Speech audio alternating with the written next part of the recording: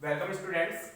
तो हमने previous lecture में बात कर ली थी नाभिकीय संलयन के बारे में कि संलयन प्रक्रिया होने के लिए बाहर से भी हमें उच्च ताप और उच्च दाब की आवश्यकता होगी, क्योंकि वहां पर हम काम कर रहे थे किसका कि दो नाभिक थे, दोनों पॉजिटिव थे, उन दोनों को एक दूसरे के पास लाना है। तो वहां पर कूलम्ब प्रतिकर्षण बल उनके मध्य लग रहा था, प्रतिकर्षण। तो उन दोनों को एक दूसरे से इंटरेक्शन कराने के लिए हमें वहां पर बाहर से एनर्जी देनी होगी, और उस एनर्जी की वैल्यू हाई थी और प्रेशर भी हाई था। ठीक है, एनर्जी कैसी थी? हाई थी। इसलिए कह रहे थे यहाँ पर हमें उच्च ताप व उच्च ताप की यहाँ क्या होती है, आवश्यकता होती है उस नाभ की संलयन क्रिया को कराने के लिए। जो तारे होते हैं, जितने भी हम ब्रह्मांड में तारे देखते हैं जो अपने प्रकाश से प्रकाशमान है, तो सूर्य भी क्या है? तारा है। तो वो लगातार हमें एनर्जी प्रोवाइड करा रहा है। तो वो एनर्जी प्रोवाइड क्यों करा रहा है? क्योंकि वहां पर भी ये माना जा रहा है कि पहुंचा तो है नहीं कोई, लेकिन जो हमारी जो कल्पना है, इमेजिनेशन है, उसके आधार पर माना जा रहा है कि वहां पर कौन सी अभिक्रिया संपन्न हो रही है? संलयन अभिक्रिया ही। तो संलयन अभिक्रिया होने के लिए क्या होना चाहिए? हाइड्रोजन पर्याप्त मात्रा में होना चाहिए, हाइड्रोजन व हीलियम। और हाइड्रोजन से क्या मिलता है संलयन के बाद? हीलियम। हाइड्रोजन के जो नाभिक हैं वो आपस में मिलकर हीलियम परमाणु का या नाभिक का निर्माण करते हैं। इसलिए हम कह सकते हैं कि जो सूर्य है उस पर हाइड्रोजन और हीलियम है वो क्या होंगे? पर्याप्त मात्रा में। और ये तारों पर जो माना जाता है हाइड्रोजन और हीलियम लगभग 90% है, जबकि अदर्स हैं, अदर्स एलिमेंट हैं, जो अदर्स जो एलिमेंट हैं, अदर्स एलिमेंट जो भी हैं, इन दोनों को छोड़कर, जैसे कार्बन हो सकता है, नाइट्रोजन हो सकता है, ऑक्सीजन हो सकता है, अदर एलिमेंट्स हैं वो 10% पाए जाते हैं। तो वहां पर जो संलयन की जो प्रोसेस हो रही है, तारों पर जो भी संलयन की जो प्रोसेस हो रही है वो दो प्रकार से हो रही है। पहली है, इसमें दो चक्र पढ़ने हमें। पहला है कार्बन कार्बन चक्र। किस प्रोसेस से हो रही होगी? कार्बन कार्बन चक्र से। और दूसरी हो रही होगी प्रोटॉन प्रोटॉन चक्र से। कार्बन चक्र और प्रोटॉन प्रोटॉन चक्र से।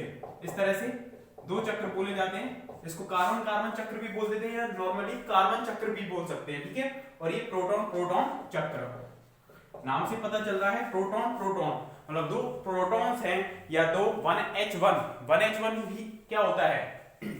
जो 1H1 होता है वही तो क्या कहलाता है? प्रोटॉन कहलाता है।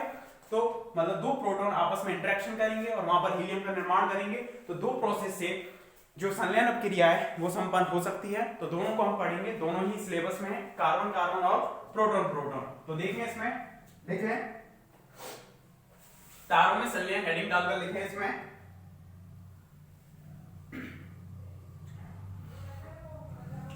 संलयन अभिक्रिया अति उच्च ताप पर संपन्न होती है।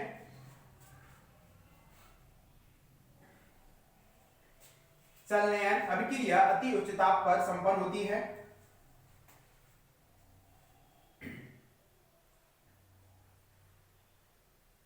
चूंकि सूर्य के भीतरी भाग का ताप, चूंकि सूर्य के भीतरी भाग का ताप 1.5 × 10⁻⁷ केल्विन, या आप नॉर्मली लिख सकते हो 10⁻⁷ केल्विन होता है। सूर्य में नाभ की संलयन अभिक्रिया संपन्न होती है।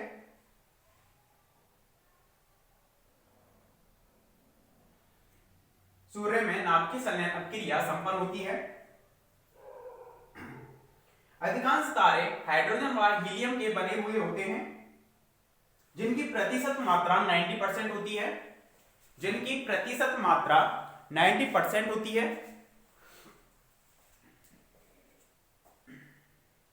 तथा 10% अन्य तत्व होते हैं, तथा 10% अन्य तत्व होते हैं। नेक्स्ट लाइन से लिखना, हाइड्रोजन से हीलियम उत्पादन के लिए, हाइड्रोजन से हीलियम उत्पादन के लिए मुख्यतः दो प्रकार के चक्र सुझाए गए।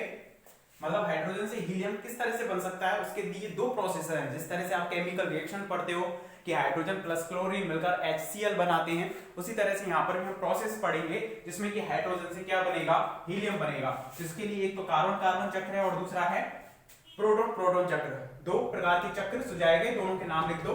कार्बन चक्र, इसको कार्बन चक्र या कार्बन कार्बन चक्र कुछ भी डाल देना, और इसको बोलेंगे प्रोटॉन प्रोटॉन चक्र। दो चक्र हैं, दोनों के नाम डालकर फर्स्ट को हेडिंग बना दो। और ध्यान से देखना किस तरह से साइकिल है वो किस तरह से चलेगी। तो इसके लिए सबसे पहले एक तो कार्बन चक्र हेडिंग डाल देना और उसमें नीचे ट्रिक डालकर उसकी पहले ट्रिक लिखेंगे और उसी के अकॉर्डिंग हम रिएक्शंस को लिखेंगे। 7 रिएक्शन है वो उसी से याद हो जाएंगे ट्रिक से। देखो किस तरह से, पूरा फोकस इधर करो पहले, फिर लिखना बाद में।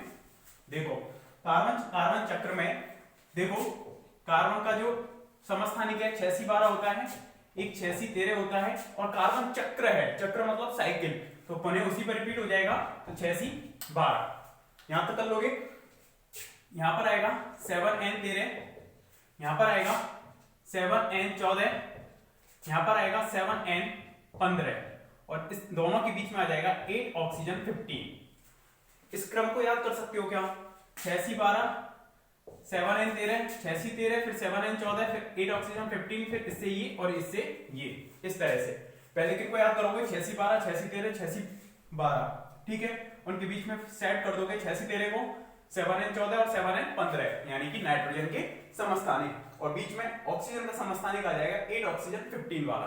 बस ये क्रम अगर आपको याद है नीचे की प्रोसेस सारी याद हो जाएगी। देखो किस तरह से 6C12 से सबसे पहले क्या बन रहा है 7N13, तो देखो फर्स्ट इक्वेशन हम लिखते हैं इसको ही देखते हुए कि 6C12 है वो क्या बना रहा है 7N13।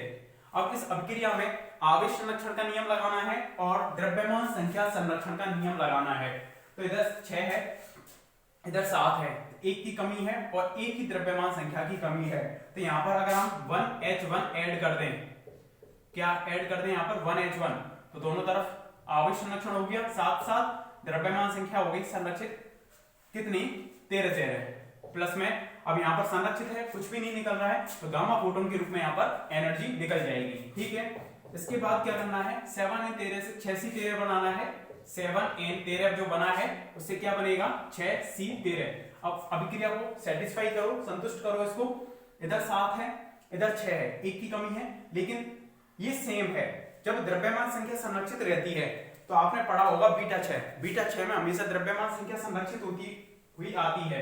तो यहाँ पर एक की कमी है किसमें, यानी कि एक प्रोटॉन कम हुआ है, तो वो प्रोटॉन किसमें चेंज हो गया होगा न्यूट्रॉन में। एक प्रोटॉन किसमें चेंज हुआ है न्यूट्रॉन में, क्योंकि द्रव्यमान संख्या वही बनी हुई है। तो यहाँ पर हम कितना लगा सकते हैं +1E0 यानी कि पॉजिट्रॉन, और पॉजिट्रॉन के साथ एक और पार्टिकल 6 होता है। न्यूट्रिनो परिकल्पना पढ़ी थी आपने पाउली की न्यूट्रिनो परिकल्पना क्या कहती है कि जब भी इलेक्ट्रॉन या पॉजिट्रॉन 6 होता है तो उसके साथ न्यूट्रिनो या एंटी न्यूट्रिनो भी 6 होते हैं, पढ़ाई थी मैंने। यहाँ पर इस तरह से और प्लस में यहाँ पर एनर्जी निकलेगी, ठीक है। यहाँ पर ऊर्जा गामा फोटोन के रूप में, यहाँ पर जो ऊर्जा निकलेगी यहाँ पर कुछ ना कुछ निकलेगी, ठीक है। ये लिख सकते हो आप। सेटिस्फाई है एक बार देख लो, 7 इधर है 7 इधर है 13 इधर है 13 टोटल इधर है, क्योंकि इसका तो द्रव्यमान भी नहीं होता और इसकी आवेश भी इस पर नहीं होता। 6C13 किस पर आ गया हम 6C13।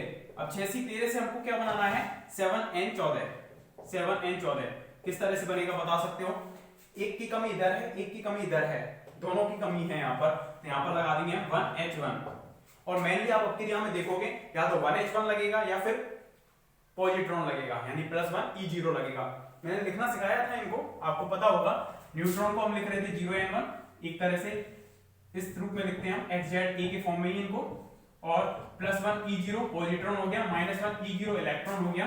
पहले बताया था लास्ट प्रीवियस लेक्चर में, इस तरह से बताए थे। और कौन सा रह गया प्रोटॉन रह गया 1P1 और हो गई ये, इस तरह से लिख रहे थे अपन। तो 7N14 जो बना है इन दोनों से बन गया। अब क्रिया संतुष्ट है, कुछ भी नहीं निकलेगा यहाँ पर, ना ही बीटा कण।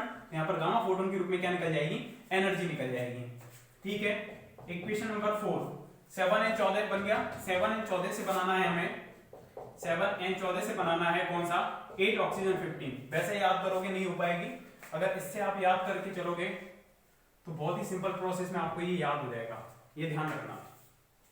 7N14 तक पहुंच गए, उससे हमें 8 ऑक्सीजन 15 बनाना है। कैसे बनाओगे, एक की कमी इधर है एक की ही कमी इधर है, तो यहाँ पर भी 1H1 लग जाएगा 1H1 लग जाएगा और प्लस में यहाँ पर सेटिस्फाई होगी, साथ में गामा फोटोन के रूप में एनर्जी यहाँ पर भी रिलीज हो जाएगी। 8 ऑक्सीजन 15 पर पहुंच गए। 8 ऑक्सीजन 15 से हमें बनाना है कितना, 7n15। द्रव्यमान संख्या सेम है, एक प्रोटॉन न्यूट्रॉन में चेंज हो चुका है, मतलब यहाँ पर किसका क्षय हुआ होगा, पॉजिट्रॉन का, और पॉजिट्रॉन के साथ यहाँ पर गामा फोटोन भी निकला होगा, साथ में यहाँ पर एनर्जी निकली होगी। जहां क्रिया सेटिस्फाई है बस वहां पर गामा फोटोन लगा देना है, और नहीं लगाना कोई दिक्कत नहीं है, भूल जाते हो तो। बस ये प्रोसेस जो कार्बन जो तत्व ले रहे हैं उसमें ऊपर नीचे नहीं होना चाहिए। 8 ऑक्सीजन 15 से 7n15 हो गया। उसके बाद 7n15 से बनाना है हमें, 7n15 से बनाना है 6C12, वही पुनः आ जाएगा। ठीक है, तो यहां पर देखो एक की कमी यहां पर है, अब यहां पर तो 3 की कमी आ गई, यहां तो किसकी कमी आ गई, 3 की कमी आ गई। तो किस तरह से अपक्रिया को सेटिस्फाई करेंगे। और लास्ट में एक बात ध्यान रखना, जब पूरी अपक्रिया हो रही है, मेन अपक्रिया किसके लिए हो रही है, हाइड्रोजन आपस में मिलकर हीलियम का निर्माण कर रहे हैं। यहाँ पर हाइड्रोजन तो इधर आ ही रहे हैं LHS में, तो RHS में एक 2He4 तो लास्ट में बनेगा ही। क्या बनेगा, हीलियम तो बनेगा, क्योंकि मेन जो चक्र पढ़ रहे हैं हम हाइड्रोजन से हीलियम निर्माण का पढ़ रहे हैं, क्योंकि वही अपक्रिया मेनली क्या होती है, नाभिक की संलयन अपक्रिया होती है। तो लास्ट में 6C12 के साथ आपको 2He4 तो लगाना है। यहाँ पर कितना हो गया, 12 और 4 16, इधर 15 ही है, तो एक की कमी यहाँ पर है, और 6 और 2 8, इधर 7 है, एक की कमी यहाँ पर है, तो 1 1 किसका होगा, 1H1 का, तो 1H1 इसमें ऐड होगा, इससे ये बन जाएगा। अब क्रिया सेटिस्फाई है इसलिए गामा फोटोन, और यहाँ पर एनर्जी।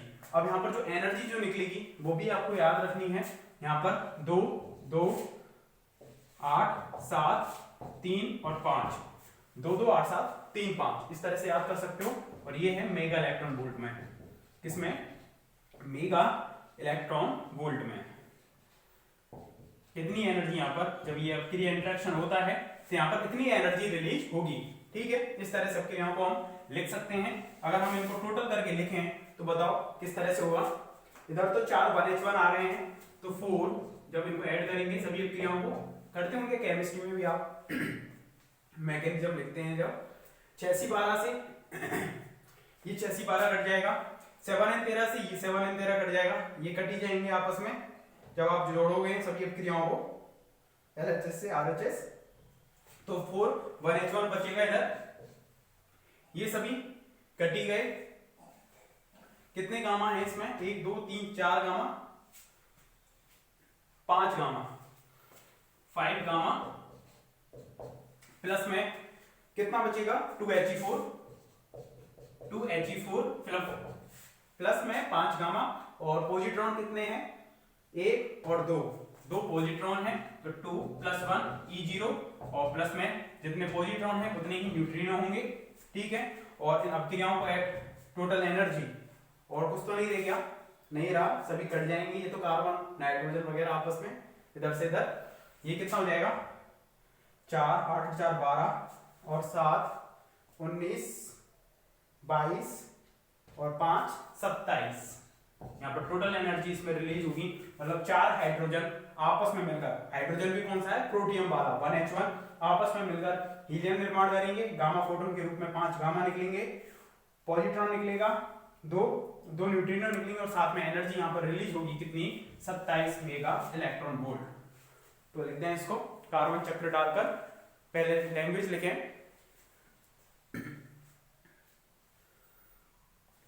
कार्बन चक्र हेडिंग डालकर, वैज्ञानिक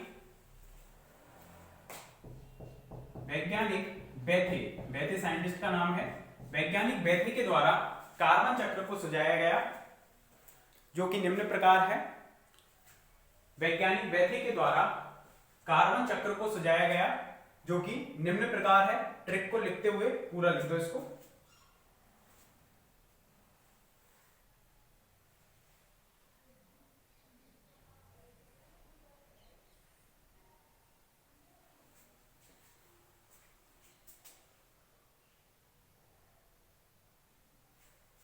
इसमें 4 गामा होंगे क्या, ये नहीं, ये यहाँ पर तो ये न्यूट्रिनो था, ये गामा नहीं था, इस चीज का ध्यान रखना, न्यूट्रिनो था, तो इसमें गामा तो कितने रहे, 1 2 3 और 4 ही गामा रहे इसमें। ठीक है, ये न्यूट्रिनो था, सही कर लेना उसको।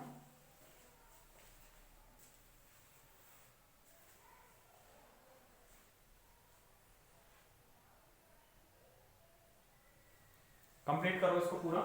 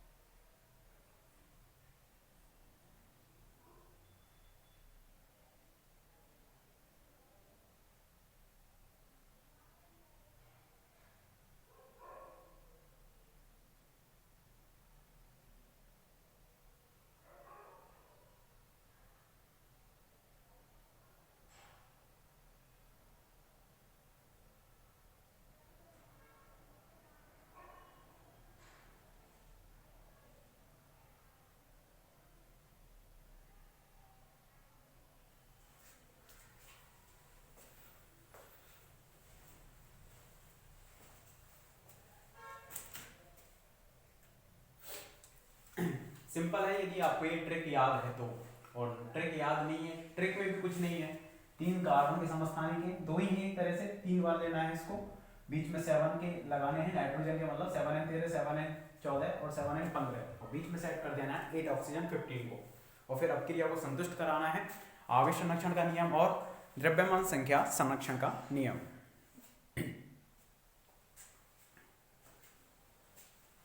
लिखना है इसको कंप्लीट करने के बाद।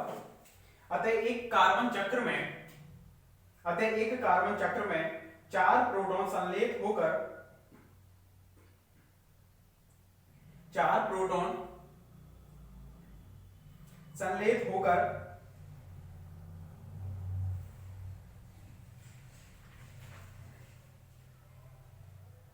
1 हीलियम नाभिक बनाते हैं।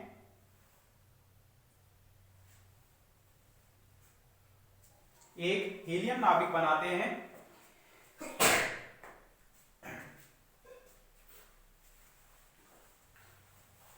4 प्रोटॉन संलेख होकर एक हीलियम नाभिक बनाते हैं तथा 27 मेगा इलेक्ट्रॉन वोल्ट ऊर्जा निष्कासित करते हैं।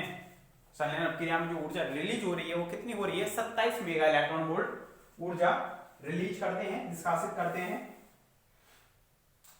कार्बन चक्र को निम्न आरेख के द्वारा भी समझाया जा सकता है। कार्बन चक्र को निम्न आरेख के द्वारा भी समझाया जा सकता है।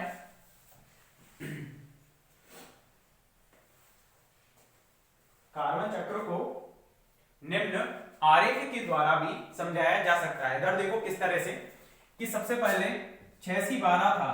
अब क्रिया अगर आपने लिख दी तो इसी को हम आरेख के द्वारा रिप्रेजेंट कर रहे हैं कि 6C12 कार्बन था, कार्बन का परमाणु था, उस पर अटैक हुआ किसका? हाइड्रोजन का, यानी 1H1 का। तो छोटा होगा ये 1H1 का अटैक हुआ इस पर। अटैक होने से क्या बना? 7n13 बना। कितना बना? 7n13 बना। और साथ में इसने एनर्जी को यहां पर क्या कर दिया? रिलीज कर दिया। ठीक है, 7n13 से फिर आगे क्या बना? 6C13 बना। 7n13 से कितना बना? 6C13 बना। और साथ में इसने पॉजिट्रॉन और न्यूट्रिनो को यहां पर क्या किया? रिलीज किया। यहां पर कौन निकल गया? +1 E0 और इधर कौन निकल गया? यहां पर न्यूट्रिनो। इस तरह से बना सकते हैं गोले में इसको कि दोनों निकल गए यहां पर।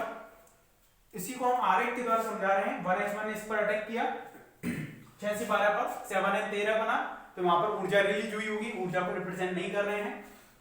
फिर 7n13 से 6C13 बना, उसने 2 पॉजिट्रॉन और न्यूट्रिनो को इमिट कर दिया और साथ में एनर्जी भी रिलीज हो गई होगी। फिर वहां पर 6C13 पर कौन अटैक कर रहा है? 1H1। 6C13 पर किसने अटैक किया? यहां पर 1H1 ने अटैक किया यहां पर। और 1H1 ने अटैक करने के बाद यहां पर बनाया किसको? 1H1 से अटैक करने के बाद 7n14 बना। कौन बना? 7n14 बना। और 7n14 साथ में एनर्जी रिलीज हुई। ठीक है, 7n14 जो है उस पर 1H1 का फिर से अटैक हुआ, तो 1H1 का अटैक हो रहा है यहाँ पर। तो अटैक को इस तरह से दिखाएंगे, 1H1 ने उसके साथ संलयन किया 7N14 पर, तो 8 ऑक्सीजन 15 बना।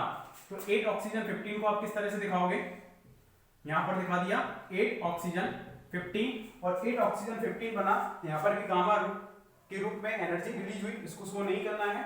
फिर 8 ऑक्सीजन 15 से बना यहां पर 7N14 या 15 बना, 7N15, 8 ऑक्सीजन 15 से 7N15 बना। और इसमें कितनी हुई, पॉजिट्रॉन और न्यूट्रिनो इमिट हुए। जब ये बन रहा है तो यहाँ पर इससे ये बना, एक तो 8 ऑक्सीजन 15 से 7N15 बन रहा है, और साथ में यहाँ पर रिलीज कौन कौन हो रहे हैं, दो चीजें हो रही हैं, +1 E0 और यहाँ पर कौन हो रहा है, न्यूट्रिनो। इस तरह से हमने रिप्रेजेंट कर दिया। फिर 7N15 पर अटैक हुआ किसका, 1H1 का अटैक हुआ, और फिर क्या बन गया दोबारा से 6C12, जहां से शुरू हुई वहीं पर ही एंड हो गया, मतलब 6C12 पुनः इस पर बन गया इस तरह से, और 6C12 बना। और साथ में इसने किसको इमिट कर दिया यहाँ पर, 2He4 को, किसको इमिट कर दिया यहाँ पर, 2He4 को। इस तरह से बाहर निकाल सकते हैं हम 2He4, ठीक है। इस तरह से हमने इसको एक आरेख के द्वारा पूरी अभिक्रिया को रिप्रेजेंट कर दिया। यहाँ इस तरह से ही चल रही है, ठीक है। इस तरह से एक साइक्लिक प्रोसेस है, जो भी बाहर से आ रहे हैं एलिमेंट्स उनको इस तरह से दिखा दिया, और अंदर की ये साइक्लिक प्रोसेस में मेन हाइड्रोजन और हीलियम को छोड़कर अन्य तत्व आ रहे हैं, कार्बन नाइट्रोजन ऑक्सीजन नाइट्रोजन, ठीक है। इस तरह से तो बनाओ इसको।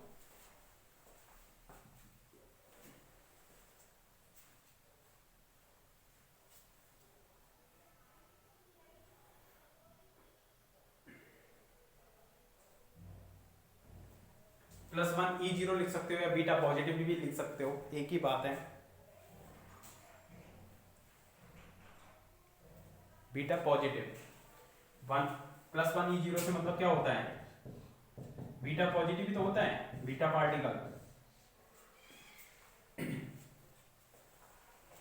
बीटा नेगेटिव यानी इलेक्ट्रॉन, -1 E0, ठीक है। इसको कंप्लीट कर लेना।